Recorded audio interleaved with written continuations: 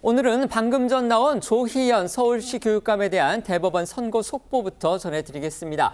대법원이 오늘 오전 정교조 출신 해직 교사 등을 부당하게 특별 채용한 혐의 등으로 1심과 2심에서 모두 유죄를 선고받았던 조희연 교육감의 상고를 기각했습니다. 이에 따라 징역 1년 6개월에 집행유예 2년을 선고한 1, 2심 원심 판결이 확정됐습니다.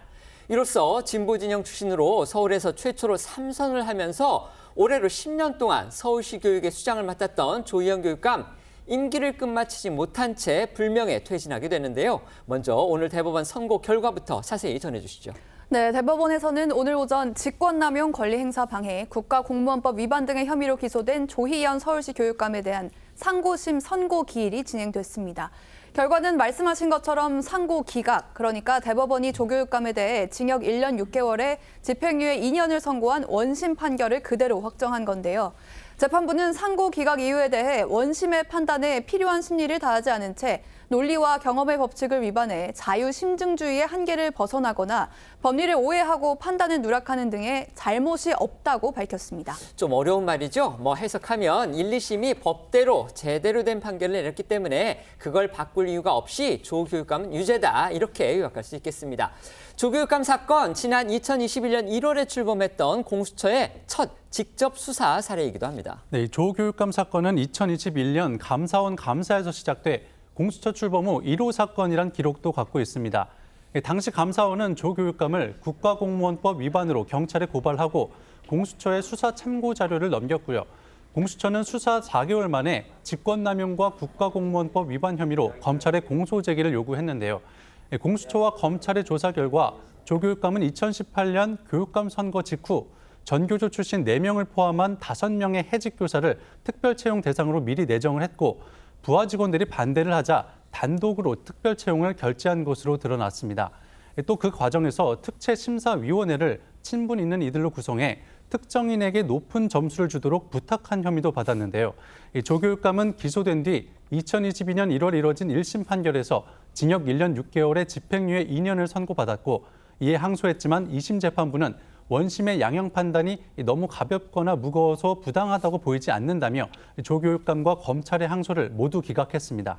조 교육감 사건이 더욱 문제가 됐던 건요, 이 특별 채용한 해직 교사 5명이 모두 이 교사의 정치적 기본권을 제한하는 법률, 그러니까 정치적 중립 의무를 지키지 않아서 해직됐던 인물이라는 겁니다.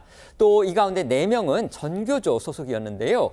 그래서 보수 진영에서는 이 대표적 진보 성향 교육감인 조 교육감이 같은 진영 해직 교사들의 이익을 위해서 불법적으로 특혜를 베푼 케이스다, 이렇게 비판해 왔습니다. 네, 조 교육감이 특별 채용한 5명 중 4명은 2008년 교육감 선거와 관련해 불법 선거운동 등을 했다는 이유로 교육자치법 위반죄 등으로 벌금 250만 원의 유죄 확정 판결을 받고 2012년 11월 당연 퇴직된 전교조 소속 교사들이었습니다. 그리고 나머지 1명은 2002년 대통령 선거와 관련해 특정 정당 후보에 대한 부정적인 표현을 했다는 이유로 공직선거법 위반으로 징역 10월에 집행유예 2년의 유죄 확정 판결을 받고 2003년 10월 당연 퇴직된 교사였고요. 특히 이들 중 1명은 2018년 서울시 교육감 선거에 출마했다가 조 교육감과 후보를 단일화한 인물이어서 일각에선 후보 사퇴의 대가가 아니었냐는 의심까지 나왔습니다. 이에 대해 2심 재판부는 조 교육감이 전교조 후보와 단일화를 거친 선거에서 재선에 성공한 직후 전교조의 요구사항을 수용했다며 임용권자의 사적인 특혜나 보상을 위한 것으로 보이기에 충분하다고 지적했습니다. 다만 조 교육감은 지난주 한 토론회에서 참석해 교사의 정치적 중립성과 관련해 시민으로서의 교사와 교육자로서의 교사를 분리해 볼 수 있는가의 문제라며 해직 교사 복직은 사회적 화해를 위한 것이었고 항변한 것으로 알려졌습니다. 이 관련해 지난 1월 2심 선고 결과에 반발한 조 교육감 목소리 듣고 오겠습니다. 이 사건은 기본적으로 10여 년이나 거리를 떠돌던 해직된 자들을 아이들 곁으로 돌아가게 한 정책적 결정입니다. 정책적 결정과 적극 행정을 차가운 법형식주의적 잣대로 유죄로 인정한 것에 대해서 정말 안타깝습니다. 그러면은 10여 년이나 거리를 떠돌던 해직교사들이 계속 10년이고 15년이고 거리를 떠돌아야 됩니까? 제가 뇌물을 받았습니까? 제가 측근을 잘못되게 임용한 것입니까? 조희연 교육감, 오늘 대법원 선고 결과 예상했을까요? 선고가 이뤄진 이후에 곧장 입장문을 발표했습니다. 네, 대법원 선고 직후 조 교육감이 서울시 교육청 정문에서 입장문을 낭독했습니다. 먼저 조 교육감은 해직 교사의 특별 채용은 교육감의 책무였다고 주장했고요.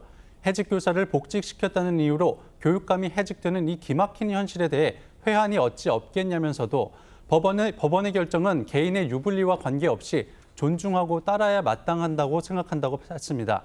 또 세 차례에 걸쳐 자신을 선택해준 서울 시민에겐 송구한 마음이라며 해직 교사 복직 결정에 지금도 후회는 없다고 덧붙였습니다.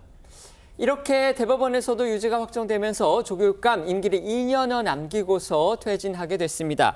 조 교육감 말씀드린 대로 이 교육계의 진보 진영을 상징하는 인물로 평가받아 왔는데요. 실제로 재임 기간 이념적으로 여러 차례 논란을 부르기도 했습니다. 네, 2008년에 교육감 직선제가 시행된 이후 조 교육감 2014년과 2018년, 2022년 선거에서까지 내리 3선을 하면서 10년간 서울 교육을 책임져 왔습니다. 특히 무상급식 확대와 학생 인권조례 시행, 또 자율형 사립고 반대 정책 등에 앞장섰는데 현 여권을 비롯해서 보수 진영에선 이념 편향적이란 지적이 많았었고요. 지나친 학생 인권 강조로 교권 추락을 불렀다는 비판을 받기도 했습니다. 또 두 아들을 외고에 보내놓고서는 외고와 자사고 폐지를 주장한 것에 대해선 내로남불이란 지적을 받기도 했습니다. 이 조 교육감이 직위 상실하면서 일각에서는 이 진보 교육계가 더 큰 혼란에 빠질 수 있다는 분석도 나오고 있는 게 사실입니다. 현재 조 교육감이 직을 상실하면서 전국 17개 지역 중에 이 진보 교육감은 8곳으로 줄어들게 됐기 때문인데요. 이 부교육감 권한 대행 체제로 전환한 서울시 교육청, 공직선거법에 따라서 오는 10월 16일 재보궐선거에서 새로운 서울시의 교육감을 뽑게 되는데 여야 정치권에선 벌써부터 출마 후보를 찾는 분위기가 감지되고 있습니다. 지난 10년 동안 서울 교육의 수장 자리를 지켜왔던 조희연 서울시 교육감 임기를 2년 남기고서 불명예 퇴진하게 됐습니다.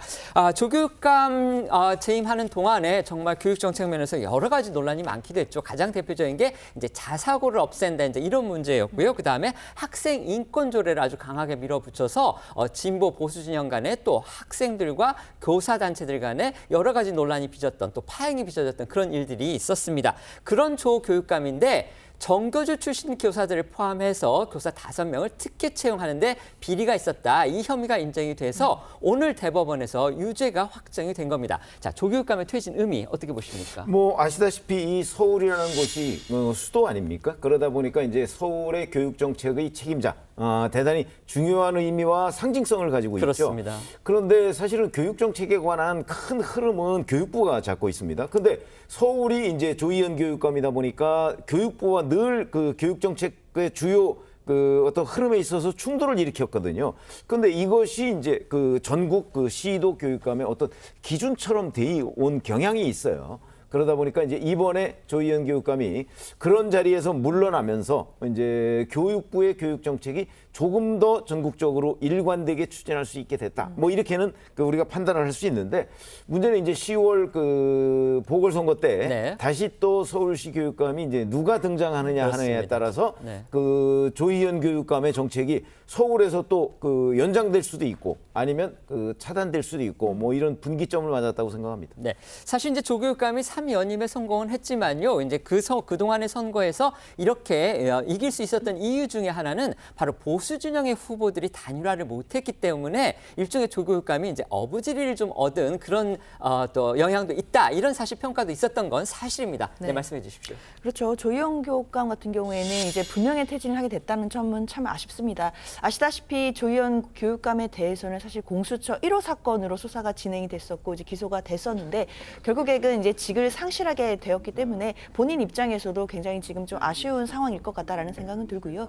그렇지만 일단 조희연 교육감이 퇴진을 하더라도 일단 10월 보궐선거가 있기 때문에 말씀 주신 것처럼 보궐선거에서 진보 성향의 교육감이 당선이 되는지 아니면 보수 성향의 교육감이 당선되는지에 따라 앞으로의 어떤 교육 정책이라든지 여러 가지 진영들이 좀 달라질 수 있겠다는 생각이 들고요.